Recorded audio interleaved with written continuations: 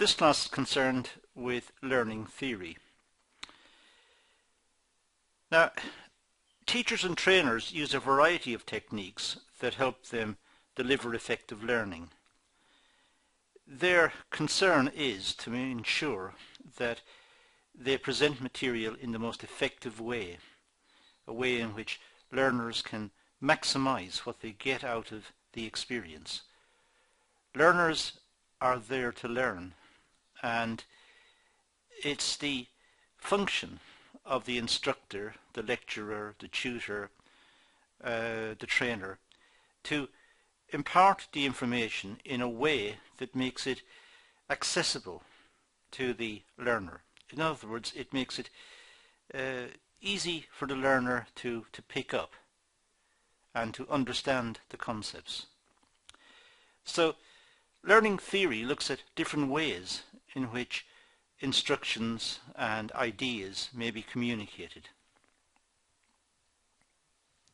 They play a vital role in the teaching experience.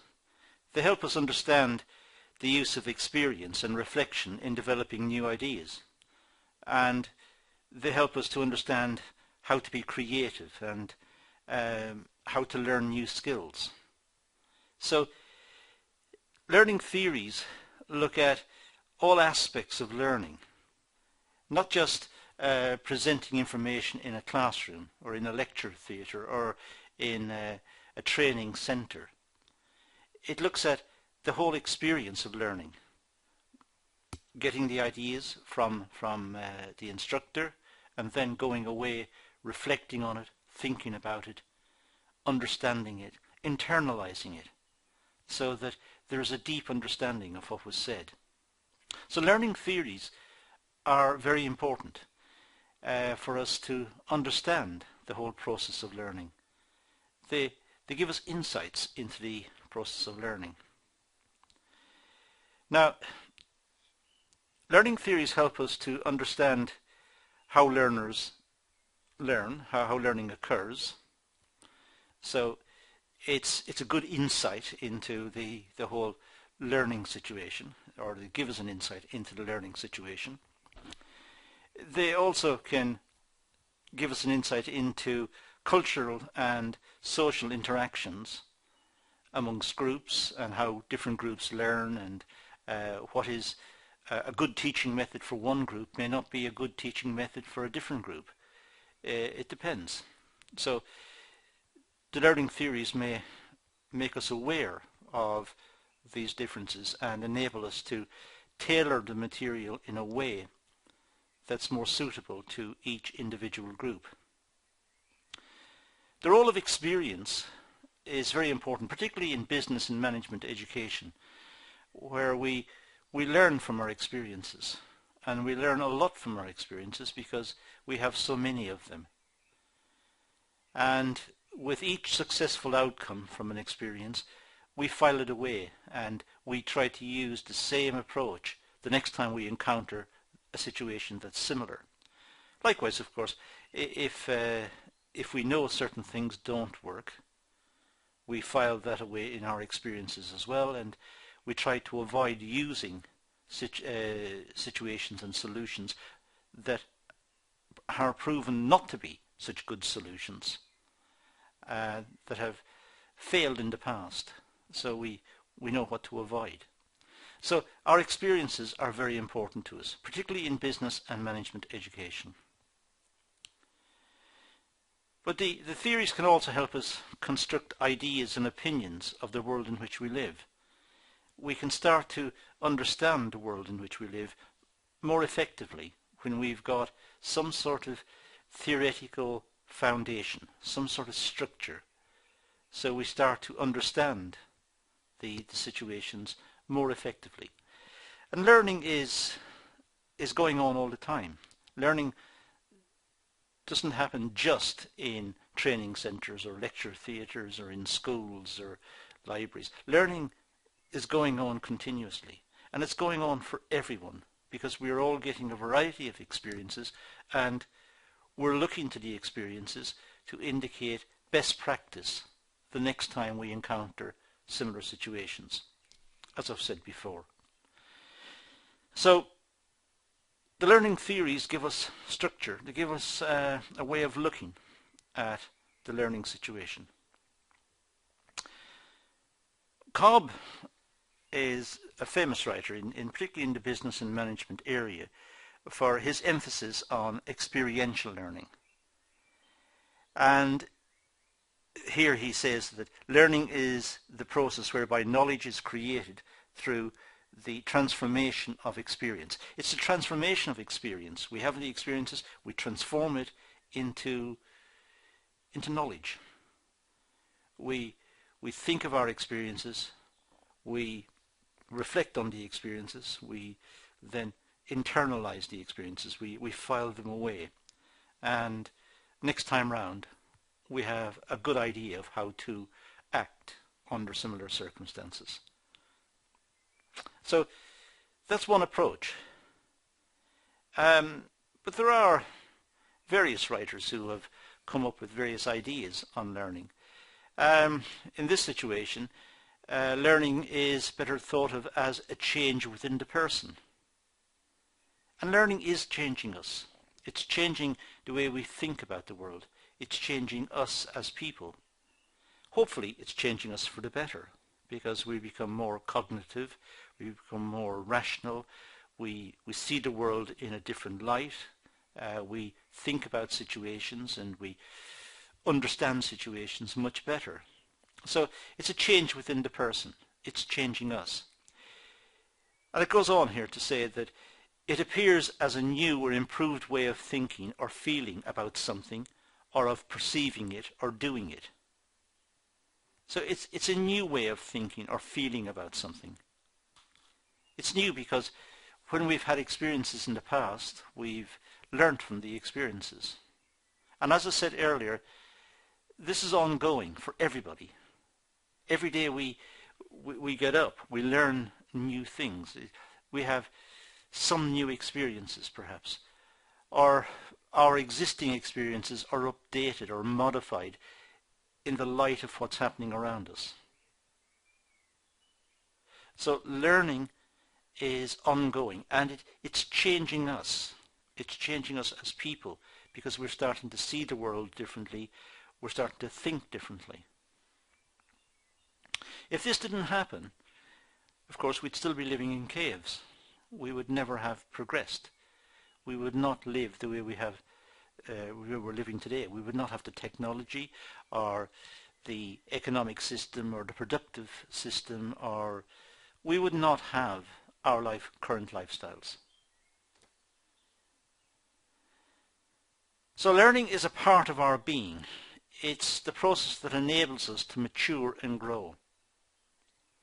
Without learning, we would stagnate. We would stay as we are, and society would stay as it is. It would not progress. It would not move. It would not evolve. It would not change. New discoveries would cease, because we're not learning. Only through acquiring and interpreting knowledge do we become aware of our surroundings and our experiences. So we should be looking to the environment for experiences. We should be reading books and articles because they challenge the way we think, or they're giving us a new insight into something. They're teaching us a new relationship, that A is linked to B. Perhaps we didn't know that before.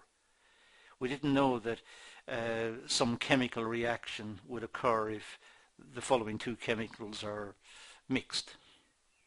Now we know. We've had a new experience. Now we need to rationalize it. Why did it happen? What's the underlying principle? And it's this quest for knowledge that's going on all the time. It's going on in business. We want to know what determines the market trends. What causes markets to change in the way they do, and what is the nature of the economic system? What's the nature of markets, and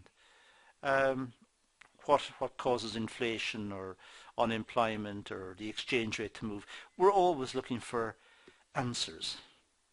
And it's only through our experiences and reading and thinking that we come close to getting answers. And that's our learning. Barnett introduced the concept of the super complex society. Now, this is a reason why we should be learning, because society is complex. We have lots of relationships going on in society. We have work relationships, we have family relationships, we have societal relationships. We're members of sports clubs, and we have all sorts of contact with people. Sometimes we meet people as functionaries. We don't know their name. We know that this gentleman or this lady is the postman or the postwoman. We may not know the person's name, but we know that he or she is the postal person, the person who delivers the mail, delivers the letters. So we live in a very complex society. And sometimes we don't think about this because we've been born into it. We have this experience through our lives, and we know the way things work and what's expected of us and what's expected of others. But it is complex, and it's becoming increasingly complex. It's rapidly changing, and we live in a society of super complexity. And it's becoming even more complex because we have increasingly an international dimension, which in turn introduces cultural aspects and historic perspectives and even dietary. The food that people eat in different parts of the world varies. So we have all sorts of issues, and it's becoming more apparent to us with the revolution in communications. We can now see what's happening in different countries almost instantaneously. It's on the news immediately when some event happens on the other side of the world. And we have computer networks for communications, and business is globalized. So it's an extremely complex world in which we live. So the complexities drive us to learn. We need to learn to be able to cope with the complexities. If we stop learning, the world doesn't stop. The world continues, and the world continues to become even more complex. But if we've stopped learning, then as sure as night follows day, we get left behind. So we need to adapt to the changing society. Now, learning encapsulates many terms. Acquiring new knowledge and information almost goes without saying. The whole idea of learning is to get new knowledge and information. So that's a big plus for learning. But it also develops our skills, our abilities to understand situations. So we have the skill to operate and conduct ourselves in complex situations. In work situations, we're able to perform functions that perhaps in the past would have been very challenging, or perhaps even impossible in the past.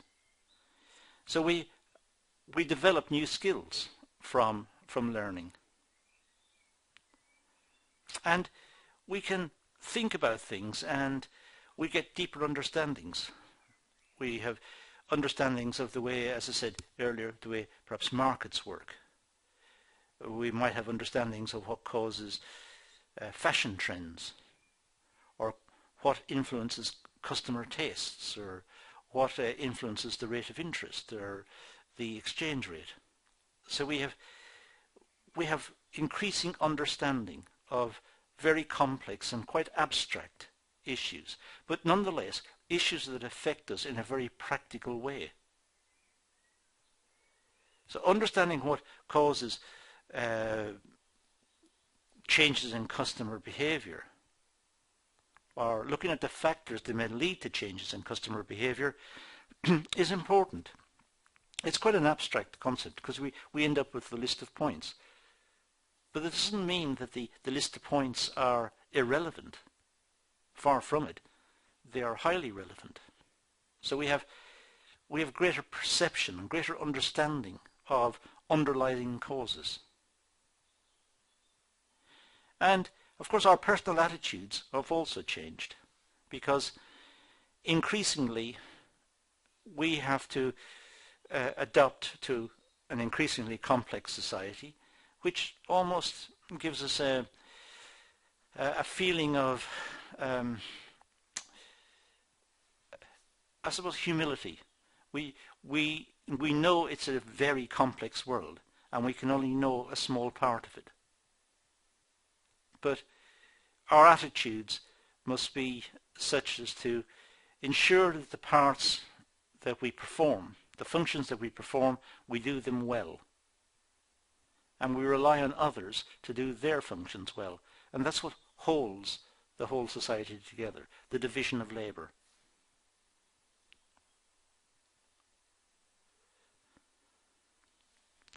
Now, theory itself, the nature of learning. Well, theory is an idea.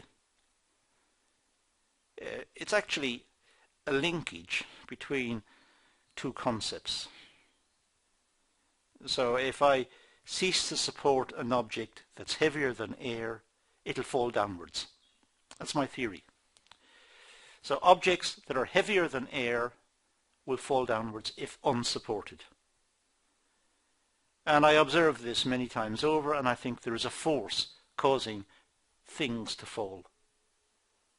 And of course we know that force to be gravity. So we've developed a theory. We've got an idea. We think there's something causing something else. We need to explain it.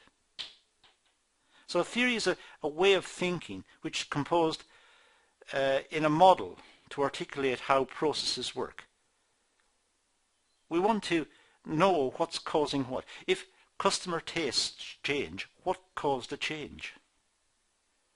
Who initiated the change? Where did it originate? What was it? What did it? What caused it to happen?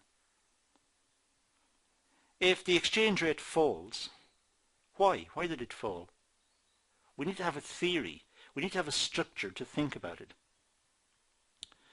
We don't want to sit looking at a chart that shows the exchange rate falling, and we just look at the chart and have no idea what's causing it. We're curious and we want to explain it. We want to explain it in terms of cause and effect. We want to show what the relationships are. And to do this, we formulate theories. So theories are tried and tested through research and practical experience. When we have a theory, we test it. We can never prove a theory because we can always find examples where it'll work over and over and over, but we don't know if it's going to work into the future. There might be a situation in the future where the theory fails. So in fact, when we're testing a theory, we're testing it to see if it doesn't work. So learning theories are tried and tested. All the time we're building up evidence in support of the theory, or we're looking for situations where the theory doesn't work. And where the theory doesn't work, we look for alternative explanations and develop new theories, which we then go about testing. And that's the way learning is happening. We're constantly looking at the evidence, trying to figure out what's happening, developing understanding between the variables. We're saying something is causing something else. That's our theory. So every time this happens, that will happen. That's our theory. And if it doesn't happen, we look for an alternative theory. And we say, every time this happens, that happens, unless something else happens. In which case... So we're constantly trying to figure out what's causing what, and how do we understand it, and how are the different variables, how are the different situations linked. There's a growing need to apply different strategies in order to aid in effective learning. Learning theories are a means to help trainers and teachers deliver effective learning in order to achieve best teaching practice. So learning theories are theories related to learning. But more than that, they're trying to find the best way of teaching and instructing. The ones that will deliver the best understanding for the students or for the learners. So this may be by demonstration, by example, it may be by reading books, it may be by talking or discussions, or by video, or by interactive computer networks or simulations, or it may be by a mixture of all of them, or it may be one part in one direction by instruction in a lecture theatre, and the next part by interaction through discussions, and which is reinforcement of the concepts. There are different ways. So there are different theories which are trying to find the best way of instructing learners. Now back to the model of the complex world, the super complex world. Now in a super complex world, learning and this idea of instruction with greater onset of technology and greater requirements because of the complexity of the world means that we have to take into account advances in technology, media, email, internet, mobile phones, fax. Now I say fax is an old technology, but it's old at the moment, but who's to say what will happen with fax in the future? How will instruction take place? It's possibly too easy to dismiss a technology from the past because they may come back in a modified form. But the point is, we're all familiar with the importance of email. It's the main way in which we communicate. But we don't have to go back too far in modern history to a time when email did not exist. Now, to effectively communicate, this means that humans have to pick up extra skills, the skills of using electronic means of communications. So the world has become more complex, but it's become more efficient. You send an email and it'll be there within seconds. If you use traditional post, it'll take several days or weeks perhaps, depending where it's going to.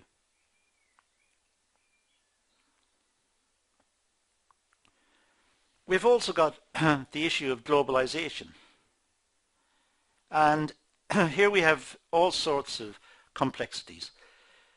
Transportation, and we have cultural issues, and we have different currencies, and different labour markets, and different laws, and we have issues about ethics and human rights, and standardization of products and procedures, and we have all sorts of issues, and these need to be worked out, and we need to learn about the different cultures, the different societies, and to get globalization, or the benefits of globalization, working properly means investment in learning about new situations, new practices, new cultures, new requirements by labour force and management in different parts of the world.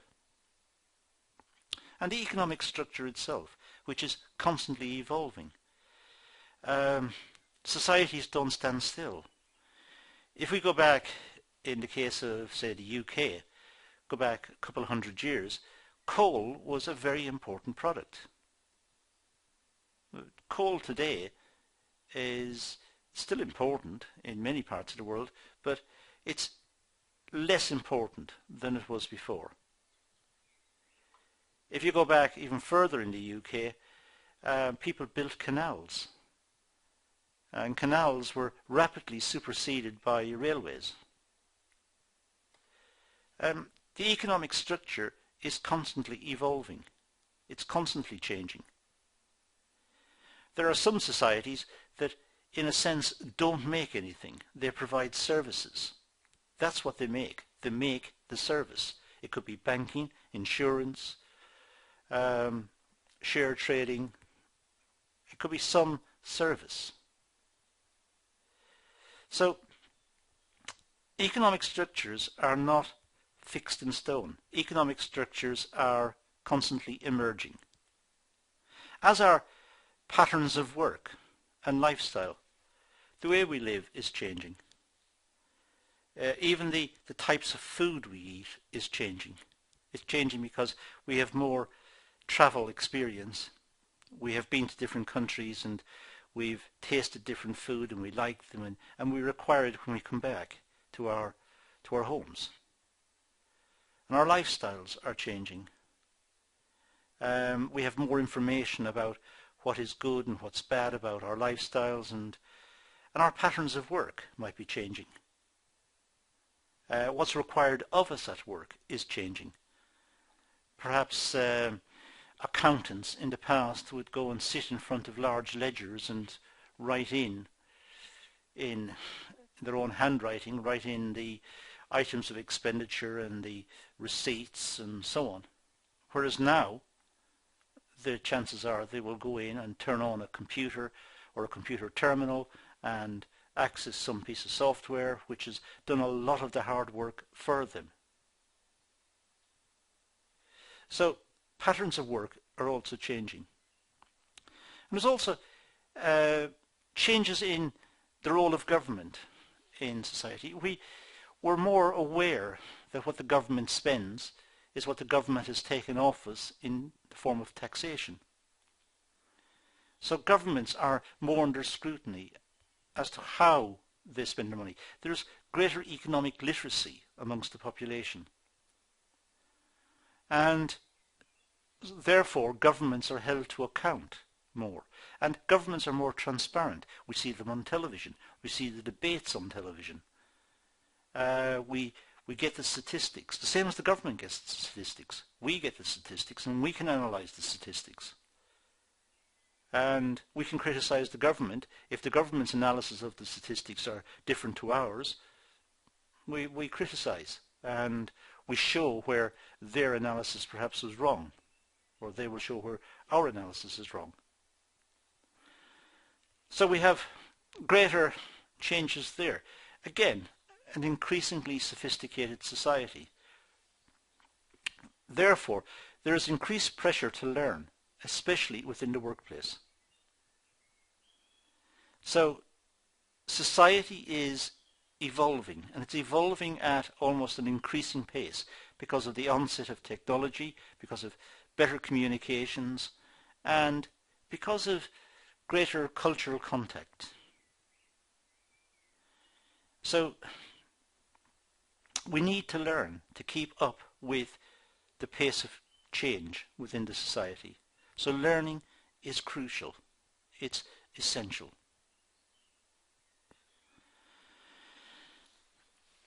According to Barnett, we can only engage in this super complex society if we're willing to embrace it. Some people may not want to embrace it. Some people may not want to learn. But they're going to get left behind. There is really no choice. If we have a bank account, in the past we would go to the bank and the bank would take out our records and lots of paper and go through the papers with us. Now, if we go to the bank, there are no papers. There is just access to a terminal where our account is. In fact, we can check our balances on our phones. We can make a payment using our telephone. Now, people who do not engage in learning, people who opt out or try to opt out, they are going to get left behind. The technology and the pace of change of the society and the requirements due to competitive pressures are such that society will march on, and it will march on without those people, with or without them.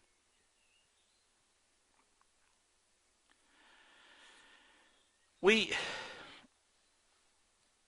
keep up with society by learning, and learning to contribute to the changes to what society presents. So we learn So we keep up, but we also contribute.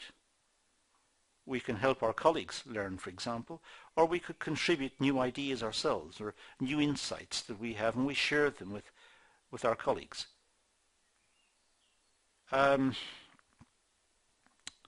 We're a part of the society. We are not outside looking in. We are actually a part of it. So it's important for us to learn, and it's also important for us when we do have an insight that we share it so other people can learn from our insight into something as well. We're always learning, as I said earlier, and we need to do this because we need to engage in this increasingly complex society. But we're learning every day. We're learning as we walk to work, or as we walk to college, or walk to the shops. We're learning about the traffic conditions in the area at that particular time. We're learning something. It may be a small piece of information. It's not mind-shattering. It's not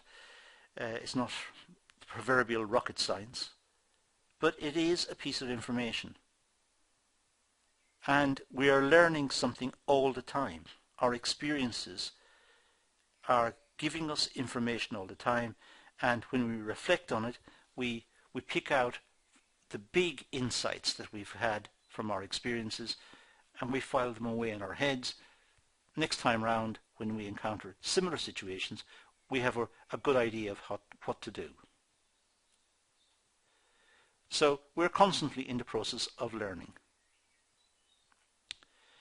Now we learn because we want to be successful. There's a need for achievement. So we like recognition. We like our friends to say well done, and our families to say well done. We want to be proud of ourselves. We want to achieve. We want to be acknowledged. So we learn for that reason. We like the accolade. We like being praised. We're also afraid to fail. We have a life in front of us, and we don't want to fail in that life. We don't want to end our days in some terrible situation that we've got ourselves into because we failed. So we are constantly learning to improve ourselves and to avoid failure. So learning helps us to do that. And we want broad approval from society's changing demands. Society is, as I said in the last few slides, is evolving. It's evolving very rapidly and changing very rapidly. And we need to keep up with this, and we want to be seen as one of the people that is confident and capable of keeping up with the changes in society. We're not getting left behind or getting confused. And we like exploring. We like exploring new concepts and new ways of doing things because as humans we are curious. We're a curious species. We like to explore. We do things differently. Some people like to climb high mountains or dive into the seas, and we like to explore. But some people may want to just simply explore relationships. Why is A related to B? Why, when something happens, something else happens? What's causing it? We're exploring this situation. And through this exploration, we're learning. We're looking to formulate a theory, a relationship between two situations. So we're formulating a theory, and we will continue to look for evidence to shed light on the theory, because that's what we do. We are a curious people. Learning theories provide an understanding of how we learn and the concepts, strategies we adopt to help us to learn effectively. The theories that we're about to look at, now these theories will be dealt with in different videos because we haven't got time to deal with it in this one. This is quite a long video as it stands. But We have the need to formulate theories, learning theories, which will help us to understand situations, and there are different approaches to this learning set of theories, different categories into which we can insert the theories. And these are grouped under behaviorism, for example, which is looking at conditioning within society. It's looking at the way we see something and we see something else. Now, if this happens all the time, when we see A, if we then see B, then when A happens, B will happen, and we will expect that to continue. It's like conditioning, and sometimes we don't even know why it's happening. We just know that whenever something happens, something else happens. We're looking for an explanation. We're always looking for causal connections. But sometimes, if we don't know, we can work with the idea that if something happens, then something else happens. And we're quite happy with it. Except, of course, deep down we want to know why it's the case. There's also cognitive learning theory, which is to do with the inner workings of the mind. Why do we learn the way we do? What's going on inside our heads? And that's a much more difficult question to ask. That's complex. But there's a lot of work being conducted by psychologists who working away at universities trying to get insights into the way we think. There's also social learning theory, all about the way groups and individuals within groups, the way we communicate and learn from each other, and the way ideas are circulated, and the way we process information. And of course, experiential learning.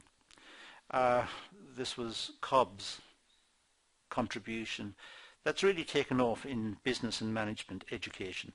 Experiential learning, where we have experiences and we reflect on the experiences, and then we learn from the experiences because we've reflected on them. So that's another form of learning. So as I said, I'm not going to go into these here because we've looked at them in different videos. But we can group our learning theories under these headings. And learning theories are what we look to make our learning more productive. We learn more if we know how to learn and we know what is good learning practice. Well, that's all I'm going to do in this session. That concludes this session. So we're going to leave it at that and just mention that those are some of the references that were used in constructing this session. I'm going to leave it at that and say thank you for watching.